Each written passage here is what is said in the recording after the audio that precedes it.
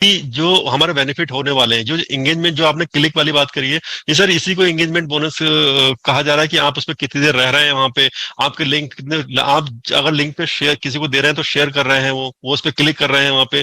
तो इसमें इस टाइप की बहुत, आपने लिंक शेयर किया है ना, किसी को शेयर करने के बाद तो उसने 2200 क्लिक किए ना, तो आपने जो शेयर किया है तो शेयरिंग का उसका वो जाएगा, उसके बाद से वो लीड जनरेट होती है नहीं होती है, वो लाता है या प्रोडक्ट परचेज करता है, वो बात की बात है। लेकिन इस टाइप के बहुत सारे ऐसे हमारे बोनसेस हैं जिसके बारे में ऑलरेडी सर बोल चुके हैं कि आपको बेनिफिट, आपको टेंशन लेने की जरूरत नहीं है, क्योंकि यहाँ पे हमारा जो प्रोडक्ट परचेज में बात सर ने कहा है कि हम फाउंडर के हमेशा फेवर में सोचते हैं, और किस तरीके से रहने वाला है, किस तरीके से प्रोडक्ट परचेज करने वाला है। वो ऑलरेडी अगर थोड़ा कॉस्टली होगा प्रोडक्ट, $50, $60, $100, तो ऑलरेडी 10 बोनस हमारे पड़े हुए हैं। ऐसे कुछ आप, बस ये है कि आप ऑन पैसिव के प्रति आप कितना समर्पित हैं, कितना उसमें समर्पित मतलब एंगेजमेंट उसी को कहा जाता है कि आप कितना। बहुत सारे लोग ऐसे हैं जो ऑन पैसिव की आज तक उन्होंने एक बार अगर इको सिस्टम में आ गए हैं, उसके बाद ऑन पैसिव देखा भी नहीं उन्होंने, खोला भी नहीं है, तो फिर वो एक ऑन पैसिव के लिए इतने डेडिकेशन नहीं हुए ना। ऐसे तो ऐसे बहुत सारे फाउंडर हैं हमारे, तो उनके लिए, उन्हीं के लिए ही कहा गया। अब जैसे कि उन्होंने खोला नहीं है, आप अगर लोगों को शेयर कर रहे हैं, 200 लोगों को 200 लोग क्लिक कर रहे हैं उस पर, और आप डेली इस पर लॉग इन कर रहे हैं, डेली ये कर रहे हैं, तो आप ऑन पैसिव के लिए एक ज्यादा एक समर्पित एक फाउंडर हुए ना, तो ऑब्वियसली इसका रिवार्ड भी आपको मिलेगा। तो वो रिवार्ड आपको इसी बोनस के रिगार्डिंग आपके अकाउंट में आ जाएगा, जो कि आपको सिर्फ प्रोडक्ट परचेज करने में कर सकते हैं उसका, जो कि एक बहुत बड़ी हेल्प होगी।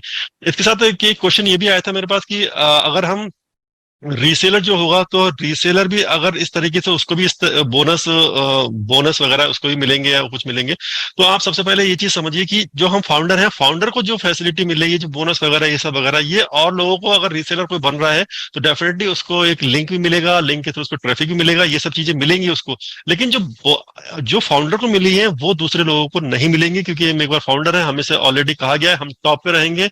और अगर हमें एक, मुझे लगता है कि अगर हमें $10 अगर मिल रहे हैं, तो उनको अगर 1 मिलते हैं नहीं मिलते हैं वो बात की बात है, उसके बारे में पता नहीं है। लेकिन हाँ, फाउंडर के बराबर उसमें कोई नहीं वहां पे हो सकता है वहां पे। वीरेंद्र सर का क्वेश्चन है कि एक ही मोबाइल में अपना और अपनी फैमिली मेंबर का इकोसिस्टम में केवाईसी कर सकते हैं, थोड़ा क्लियर कीजिए मैम। तो यस सर, अगर आपके एक ही डिवाइस में खुले भी हैं और आईडीज, तो आप कर सकते हैं सर, कोई प्रॉब्लम नहीं है, एक ही उसमें केवाईसी कर सकते हैं, तो इसमें कोई प्रॉब्लम नहीं है। बाकी Priyanshu sir, thank you so much. Sujeet sir का है, will the price of product and traffic be different? Yes sir, different रहेंगे। और प्रोडक्ट अभी इन सब चीजों के, हालांकि चाहे पैकेज प्रोडक्ट हो या ट्रैफिक का पैकेज क्या रहेगा, ये अभी हमें क्लियर नहीं किया गया है। मैम इसमें बहुत ज्यादा डिफरेंस रहने वाला है। वाला है। जो आपका प्रोडक्ट परचेज है वो आपका अफोर्डेबल रहने वाला है, सब लोग उसको अफोर्ड कर सकते हैं। वो उसी के रिगार्डिंग ही बनाया जाएगा कि सारे फाउंडर उसको हम अफोर्ड कर सके उसको। और ट्रैफिक पैकेज रहेगा वो हाईली रहेगा, वो ऑब्वियसली हाईली रहेगा, तो उसको हम इजीली स्टार्टिंग में नहीं कर सकते, उसको अलग से एक प्लानिंग स्ट्रेटेजी के साथ चलना पड़ेगा। जो जो हमारे बोनस पॉइंट आएंगे, आई मीन जो इनकम आएगी, उसको थोड़ा सेव करके उसमें उसी से हम परचेज करेंगे उसको, इस तरीके से हमें करना पड़ेगा उसमें। Yes ma'am. यस। फिरदौस सर का क्वेश्चन है, मैम मैम की केवाईसी करते समय अकाउंट नंबर भी लगेगा क्या? क्योंकि एक फाउंडर का अकाउंट नहीं खुला है, वो विदेश में है, वो अभी। तो सर बिल्कुल, जब केवाईसी करेंगे तो अकाउंट नंबर तो सर चाहिए, क्योंकि बैंक को तो हमें लिंक करना पड़ेगा। जब आप मान लीजिए प्रोडक्ट को परचेस करेंगे, ऑनलाइन जब परचेज करेंगे, तो आपका पैसा कहीं से तो जाएगा ना, बैंक अकाउंट से ही जाएगा कंपनी के पास, तभी आप परचेज करेंगे।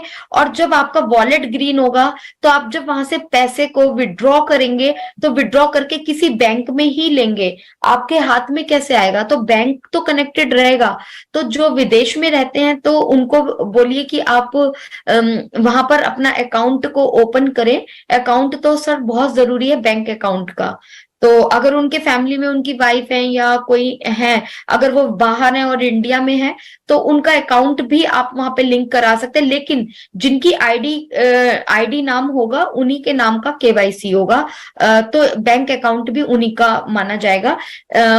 तो ये सारी चीज आपको थोड़ा सा ध्यान रखनी पड़ेगी, क्योंकि मेन आईडी जो है वो अपना अकाउंट, उसी आईडी, जो आईडी नंबर नेम है उसी का नाम होना चाहिए। बाकी मल्टीपल आईडीज में हम लोग कर सकते हैं कि कि वहां से कनेक्ट कर लेंगे और हमारे उस अकाउंट में पैसा आ जाएगा। जैसे बच्चे, छोटे बच्चे, उनके वॉलेट में जो पैसा आएगा, तो उनके पास तो अभी अकाउंट है नहीं, क्योंकि वो लोग अभी 18 नहीं हुए हैं, तो उनका केयर टेकर, उनके मदर फादर जो है, लिंक हो जाएगा, तो हम वहां पे पैसा ले सकते हैं।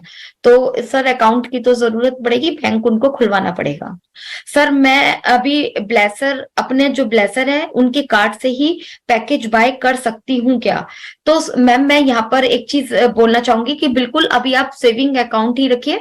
हम लोग भी सेविंग अकाउंट से ही अपने केवाईसी को करेंगे, केवाईसी वेरीफाई करेंगे।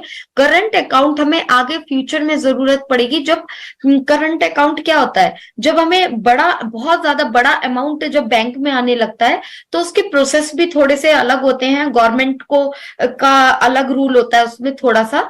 तो अभी हमें जरूरत नहीं है, अभी हम सेविंग अकाउंट को ही रखेंगे। मेरा भी एसबीआई में है और सेविंग अकाउंट तो मैं उसी को वेरीफाई कराऊंगी, तो आप भी उसी को वेरीफाई कराइए। तो अभी करंट अकाउंट की जरूरत नहीं है। दूसरा है, अगर आप ब्लेसर के कार्ड से पैकेज परचेज करती हैं, तो सर आप मैम कर सकती हैं, आप बिल्कुल, अगर जो है वो अगर आपकी हेल्प कर देते हैं तो कर सकते हैं। बस आप थोड़ा सा इन चीजों का ध्यान रखिएगा कि अपना जो हमारा जो ओईएस का पासवर्ड है, वो सारी चीजें हम लोगों को सर्कुलेट ज्यादा नहीं करनी है।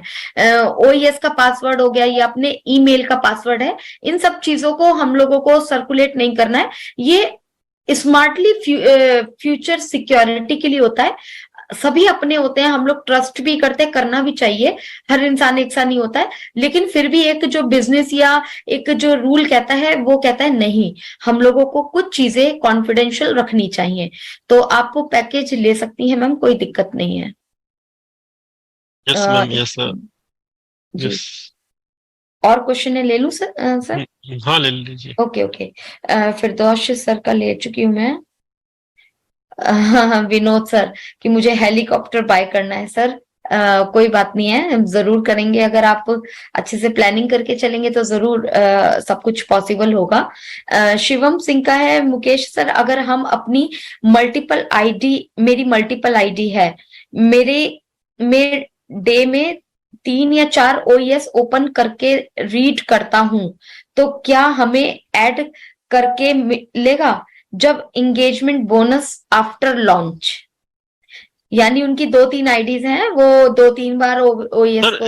यहाँ पे ना एंगेजमेंट को लोग ऐसा समझ रहे हैं कि हम एक यस, लॉगिन करें, हम इससे 4 बार लॉगिन करें, 5 बार लॉगिन करें तो हमको मिलेगा।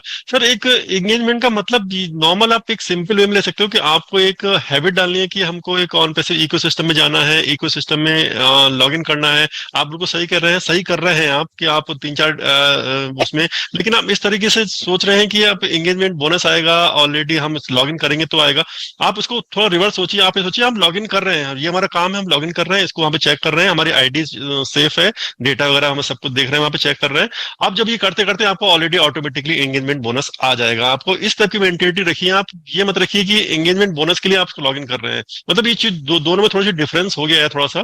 तो आप ये मेंटेलिटी रखिए कि हम लॉग इन कर रहे हैं, कोई प्रॉब्लम नहीं। अब इन फ्यूचर में हमारे पास एंगेजमेंट बोनस डेफिनेटली जरूर आएगा इसमें।